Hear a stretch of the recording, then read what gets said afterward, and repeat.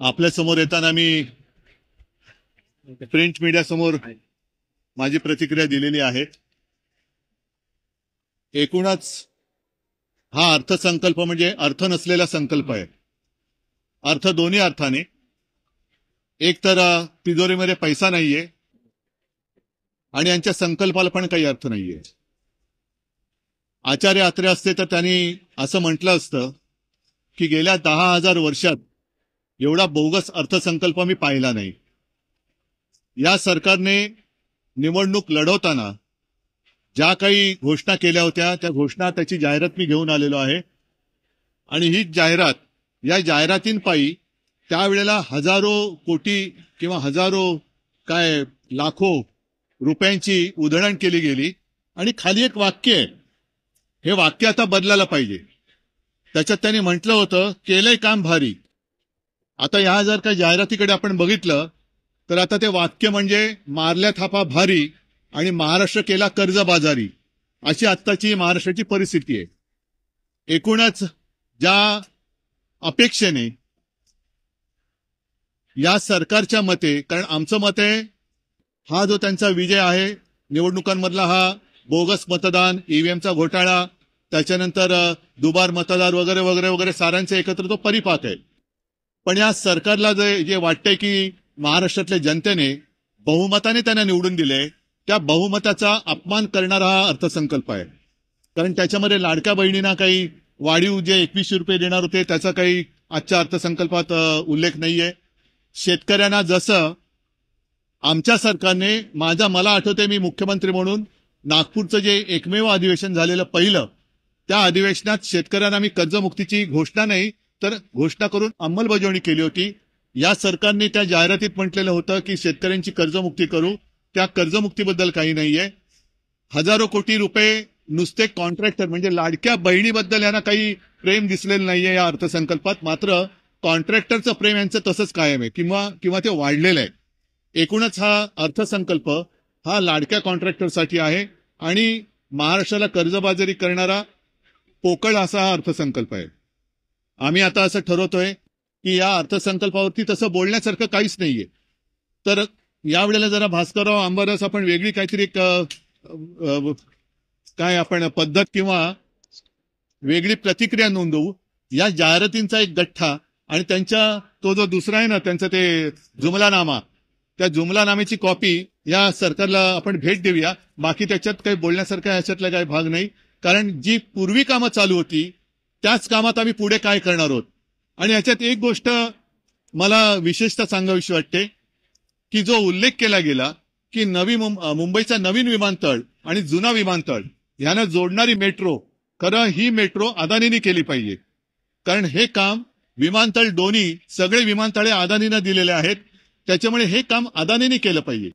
नाहीतर मग असं होईल की विमानतळ अदानीने दिल्यानंतर तुम्ही म्हणाल की आम्ही धावपट्टी सुद्धा करून देतो। ही गोष्ट म्हणजे शुद्ध धुळफेक आणि लुटबाजी आहे।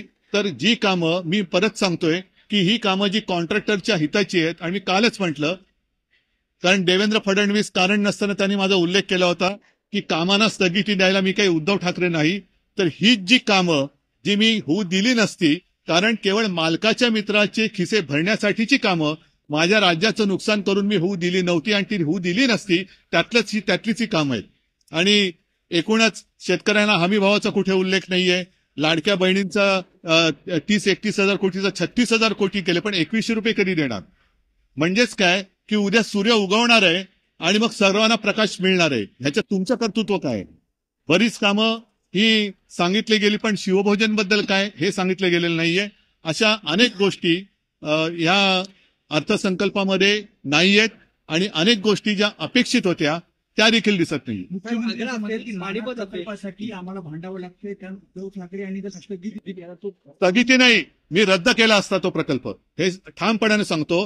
कारण नेमकं हेच आहे की नाणार प्रकल्प काय, वाढवण प्रकल्प काय, शक्तीपीठ, त्या शक्तीपीठ महामार्गाला विरोध होतोय, तो विरोध डावलून तुम्ही वरवंटा फिरवण्यासारखा विकास हा करू शकत नाही।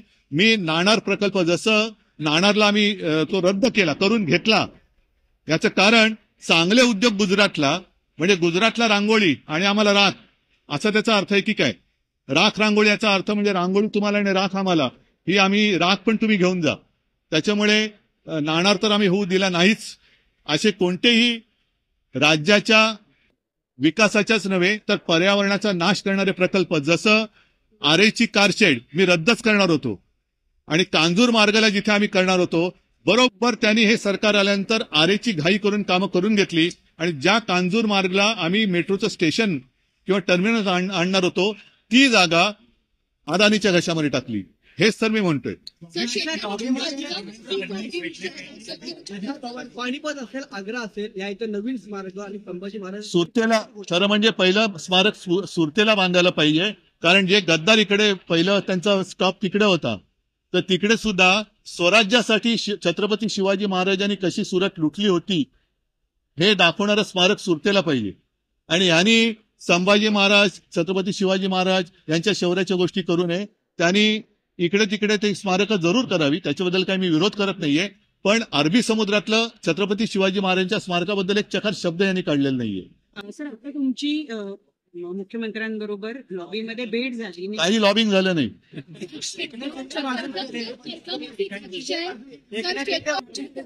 नाही ते सोडा. आता शहरात जी बोलले तसं सोयाबीन आहे, कापूस आहे, हे हमी भाव, तूर बीर सगळ्यात म्हणजे शेतकऱ्याला तर काहीच दिलेलं नाहीये. कर्जमाफी तर केलेलीच नाहीये. आम्ही केली होती. उत्पन्नापेक्षा पण जास्त खर्च या प्रकल्पात दाखवण्यात आलेला आहे. मग ही प्रकल्पाची तूट आहे कशी नेमकी भरून काढणार तर आहे? त्यांनी त्याला सांगायला पाहिजे. आणि म्हणून मी ती जी जाहिरात दाखवली ना, की त्या जाहिरातीमधल्या ज्या काही सगळ्या थापा आहेत, मारल्या थापा भारी आणि महाराष्ट्र केला कर्जबाजारी, हे त्यांचं घोषवाक्य आहे. हे कर्ज फेडणार कोण? कर्ज फेडणार कोणच?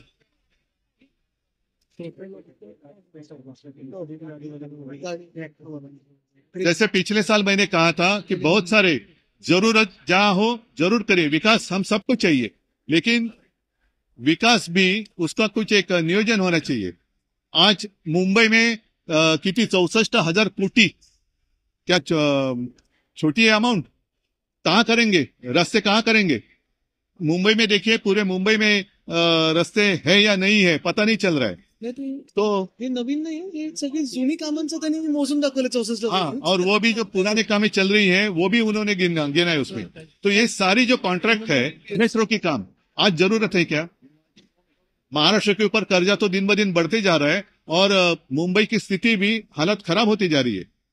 मुंबई की हालत खराब हो रही है. हर समय मेट्रो के लिए मुंबई कारपोरेशन से 3,000 करोड़ 2,000 करोड़ वो लेते जा रहे हैं, लेकिन साथ ही साथ मुंबई कारपोरेशन जो सरकार की ओर से 16,000 करोड़ रुपए आना बाकी है, उसके बारे में कुछ कहा नहीं उन्होंने. सर, लाडली बहन को 30 से ऊपर बढ़ाने का वादा किया गया था. वादा किया गया था, इलेक्शन से पहले. कुछ नहीं है. सरकार झुटे उनके वादे है, सारे वादे तो है ही नाही. जे मराठीत म्हणतो ना की यांचा तो जुमलानामा, तो आम्ही, मला वाटतं उद्या पहिल्यांदा त्या जुमलानामा त्या मुख्यमंत्री महोदयांना तो भेट द्या, की तुम्ही जसा आरसा बघता तसा हा तुमचा जुमलानामा आहे, तो बघा आणि मग तुम्ही या अर्थसंकल्पाला उत्तर द्या. ठीक आहे. मुंबई ठिकाणी आंतरराष्ट्रीय दर्जाचे व्यापारी केंद्र बनवणार. व्यापारी पुन्हा तेच म्हणजे मुंबईतले महाराष्ट्रातले उद्योग गुजरातला नेले आणि हे सगळे व्यापारीकरण चाललेलं आहे. हे व्यापारीकरण जे आहे ना, व्यापारी या शब्दाचा अर्थ लक्षात घ्या. उद्योगधंदे वेगळे आणि व्यापारीकरण वेगळं. हे व्यापार करणारीच लोक आहेत आणि म्हणून कामगार कायदे यातले जे काही बारकावे आहेत ते लक्षात घेऊन कामगार कायदे बदलणार. म्हणजे व्यापाऱ्यांसाठी, कॉन्ट्रॅक्टरसाठी सगळे सरकार काम करते. गोरगरीब कामगार असतील, शेतकरी असतील, ह्याच्यासाठी काही नाहीये. ठीक आहे, बाकीच्या गोष्टी हळूहळू बोलत जाईन. आजच्या पुरतं एवढं एक नहीं बस आज के लिए इतना काफी है. कुछ बातें होगी तो कल जरूर वापस मैं आपके सामने आऊंगा. धन्यवाद सगळ्यांना. जय हिंद, जय महाराष्ट्र.